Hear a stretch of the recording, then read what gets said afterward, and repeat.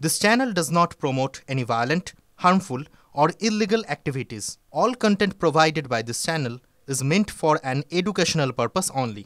Top quality और consistent performance के लिए सिर्फ सिल्वर पंप्स नाम याद रखना। 25 থেকে 27 অর্থাৎ আগামী 3 দিন দক্ষিণবঙ্গের জন্য মেনলি থান্ডারস্টর্ম অ্যাক্টিভিটির কারণে হালকা থেকে মাঝারি ধরনের বৃষ্টিপাতের সম্ভাবনা থাকছে। 28 তারিখ থেকে বৃষ্টিপাতের সম্ভাবনা বাড়বে এবং বৃষ্টিপাতের পরিমাণও কিছুটা বাড়ার সম্ভাবনা রয়েছে, বিশেষ করে উপকূল সংলগ্ন জেলাগুলিতে 28 তারিখ থেকে।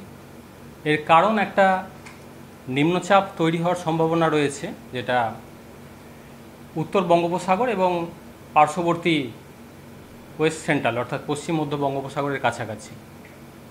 এর ফলে 28 তারিখে মেনলি আমাদের উপকূলের সংলগ্ন বা কাছাকাছি যে জেলাগুলো রয়েছে, যেমন উত্তর দক্ষিণ 24 পরগনা, পূর্ব পশ্চিম মেদিনীপুর, এই জেলাগুলো দু এক জায়গায় ভারী বৃষ্টির সম্ভাবনা থাকছে 28 তারিখে। 29 তারিখে বৃষ্টিপাতের স্প্রেড ইন্টেন্সিটি আরেকটু বাড়ার সম্ভাবনা রয়েছে। 29 তারিখে উপকূল সংলগ্ন জেলাগুলো, পার্শ্ববর্তী জেলাগুলো, সেই সাথে কলকাতা, হাওড়া, হুগলি, ঝাড়গ্রাম, এই জেলাগুলোতেও দু এক জায়গায় ভারী বৃষ্টির সম্ভাবনা থাকছে। বৃষ্টিপাত 30 তারিখেও কন্টিনিউ করবে। 30 তারিখেও দক্ষিণবঙ্গের জেলাগুলোয় কিছু কিছু জেলায় ভারী বৃষ্টির সম্ভাবনা থাকবে, বিশেষ করে পশ্চিমের জেলাগুলোতে।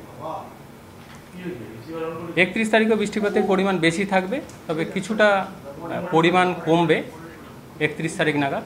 মেনলি 31 তারিখে বৃষ্টিপাত বেশি থাকবে উত্তরবঙ্গের জেলাগুলির জন্য।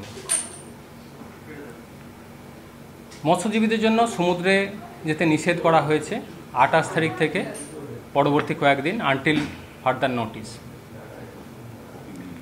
কলকাতা পার্শ্ববর্তী অঞ্চলের জন্য আগামী 3 দিনের যদি পূর্বাভাস বলা হয়, প্রধানত মেঘলা আকাশ, মাঝে মধ্যে এরকম বৃষ্টিপাত হালকা থেকে মাঝারি ধরনের থাকার সম্ভাবনা থাকছে। কলকাতার ক্ষেত্রেও বৃষ্টিপাতের পরিমাণ বাড়বে 28 তারিখ থেকে। স্পেসিফিক্যালি কলকাতা পার্শ্ববর্তী অঞ্চলে 29 তারিখে ভারী বৃষ্টির সম্ভাবনা থাকছে, অর্থাৎ বৃষ্টিপাতের পরিমাণ কলকাতার জন্য 28 থেকে পরবর্তী 3-4 দিন 30 বা 31 তারিখ পর্যন্ত বেশি থাকবে। দিনের সর্বোচ্চ তাপমাত্রা কলকাতা পার্শ্ববর্তী অঞ্চলে মোটামুটি 31 থেকে 33 ডিগ্রি কাছাকাছি থাকার সম্ভাবনা রয়েছে আগামী কিছুদিন।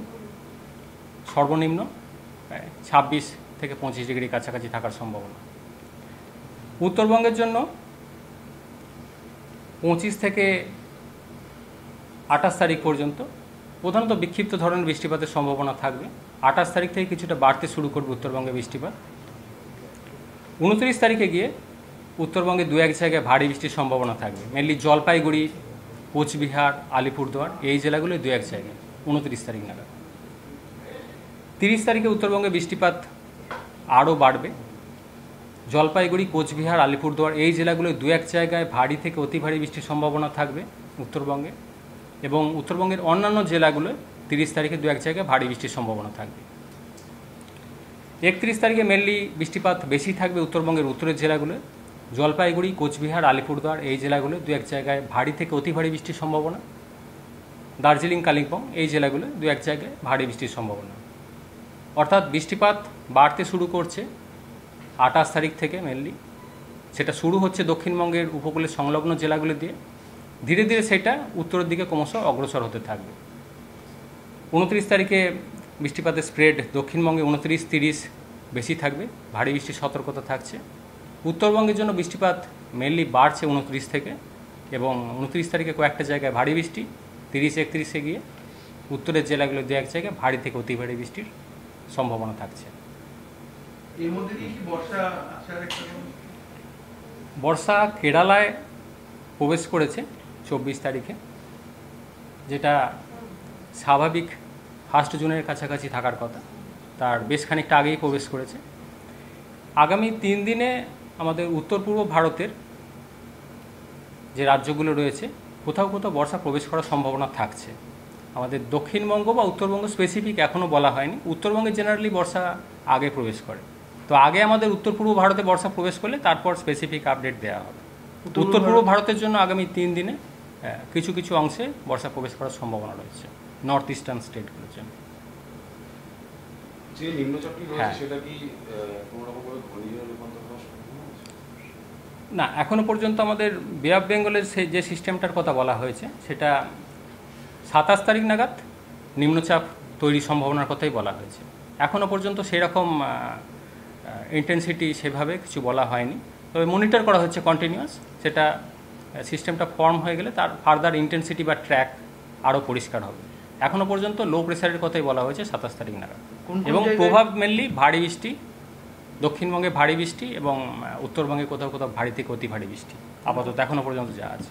টাইম টু টাইম এটা আমরা মনিটর করছি এবং আপডেট করা হবে ফার্দার। কোন কোন জায়গায় সতর্কতা দেওয়া হয়েছে বলবেন? সতর্কতা মৎস্যজীবীদের জন্য থাকছে 28 তারিখ থেকে পরবর্তী নোটিশ না দেওয়া পর্যন্ত সমুদ্রে যেতে নিষেধ করা হচ্ছে উত্তর বঙ্গোপসাগরে। 28 তারিখে উপকূল সংলগ্ন জেলাগুলো যেমন উত্তর দক্ষিণ 24 পরগনা, পূর্ব পশ্চিম মেদিনীপুর ভারী বৃষ্টির সতর্কতা থাকছে। 29 তারিখে উপকূলের কাছাকাছি এই জেলাগুলো, সেই সাথে আরও কিছুটা স্প্রেড বাড়ছে কলকাতা, হাওড়া, হুগলি, ঝাড়গ্রাম এই জেলাগুলোতেও দু এক জায়গায় ভারী বৃষ্টির সম্ভাবনা থাকবে। উপকূল সংলগ্ন জেলাগুলো সেই সাথে কলকাতা, হাওড়া, হুগলি, ঝাড়গ্রাম। 30-এ গিয়ে বৃষ্টিপাতের যে মেন কোর এরিয়াটা অর্থাৎ হেভি রেনফলের এরিয়াটা মেনলি আমাদের পশ্চিমের জেলাগুলোতে থাকার সম্ভাবনা থাকবে বেশ কিছু জেলাতে। 30 তারিখেও বৃষ্টিপাতের পরিমাণ বেশি থাকবে দক্ষিণবঙ্গের সমস্ত জেলাতে। ভারী বৃষ্টির সতর্কতা থাকবে মেনলি পশ্চিমের কিছু কিছু জেলাতে। উত্তরবঙ্গের ক্ষেত্রে ভারী থেকে অতি ভারী বৃষ্টির সতর্কতা থাকছে মেনলি 30 থেকে 31-এ ভারী থেকে অতি ভারী বৃষ্টির সম্ভাবনা, আর 29 তারিখে দু এক জায়গায় ভারী বৃষ্টির সম্ভাবনা জলপাইগুড়ি, কোচবিহার, আলিপুরদুয়ারে।